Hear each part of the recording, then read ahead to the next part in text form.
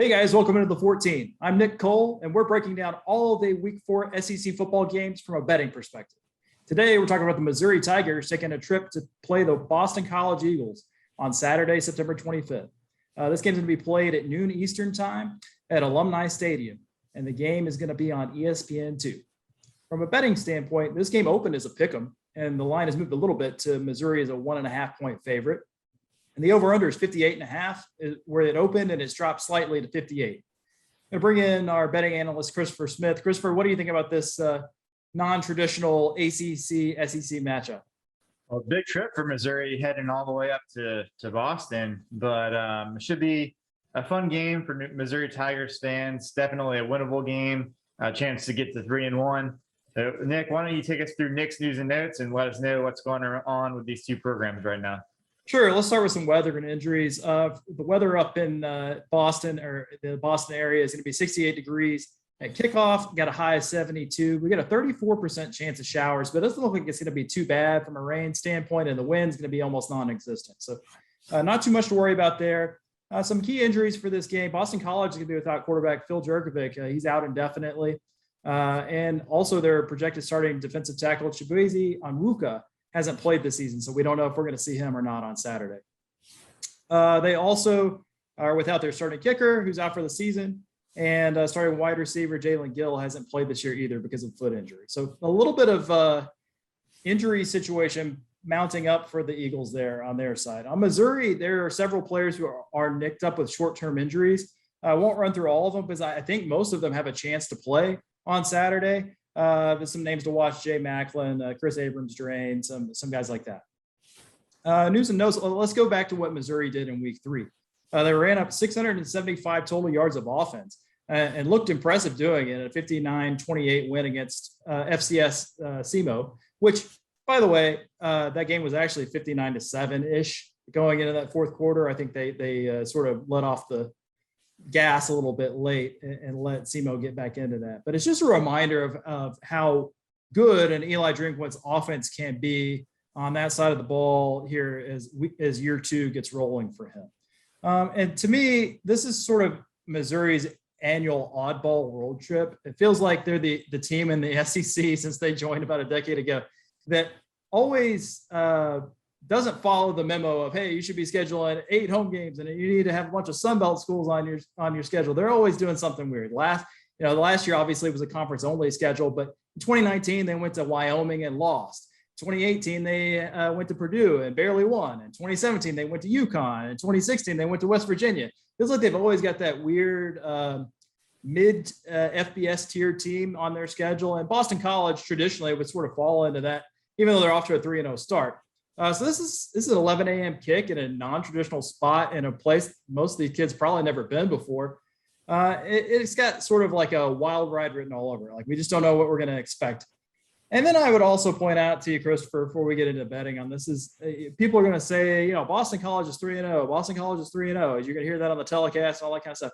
But in the words of a stereotypical Paul Feinbaum caller, they ain't played nobody, Paul. They are 3-0 against a very unimpressive slate. They had a week 1 win against Colgate, and then they have 2 road wins. Give them credit for going on the road, but they're against UMass and Temple.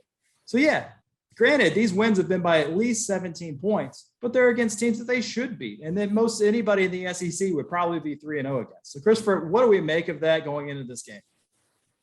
Yeah, first of all, I mean, just to be honest, I think Boston College's season basically ended when Jurkovec went down with an injury.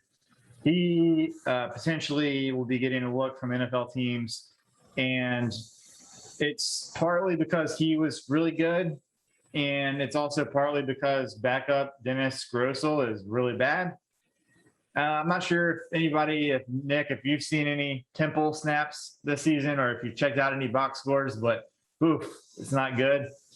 And Grossel went 7 of 15 for 59 yards and also threw an interception against Temple. And so also Boston College's starting running back went 17 carries for 48 yards, and that's 2.8 yards per carry. So Missouri's defense has been pretty bad, if not horrible in some cases as well.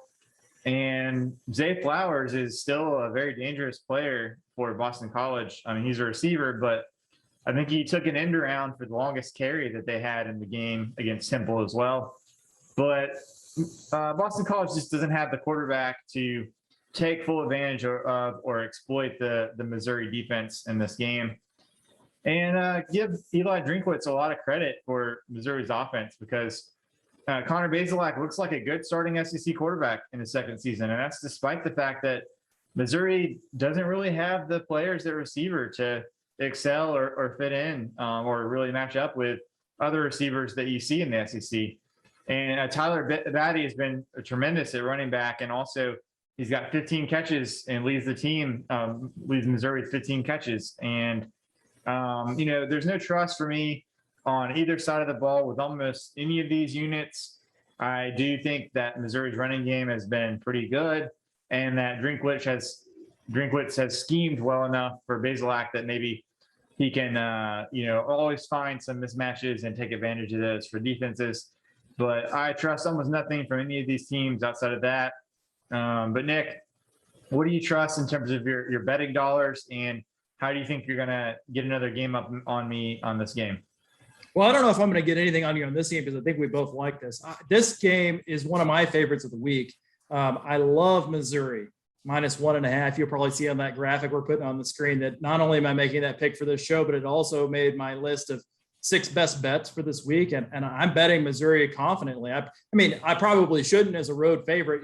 Those are caution signs, right? But I feel like this offense is plenty good enough to win this game on the road. And like you said, Boston College without their big time quarterback, I don't see how they keep up with that Missouri offense, even with a lacking Mizzou defense from time to time.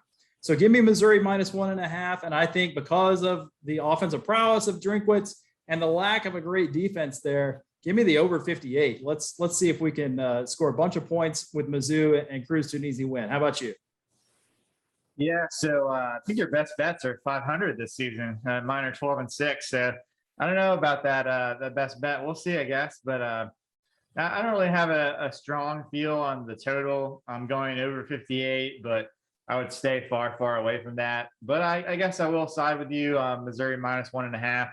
There's a lot of respected bettors I've seen that have put down money on Missouri already. And I just don't trust Boston College's offense one iota, especially after the injury at quarterback. So I'll go Missouri -1 over 58. And for Nick Cole, I'm Christopher Smith for the 14, and we'll talk to you next week.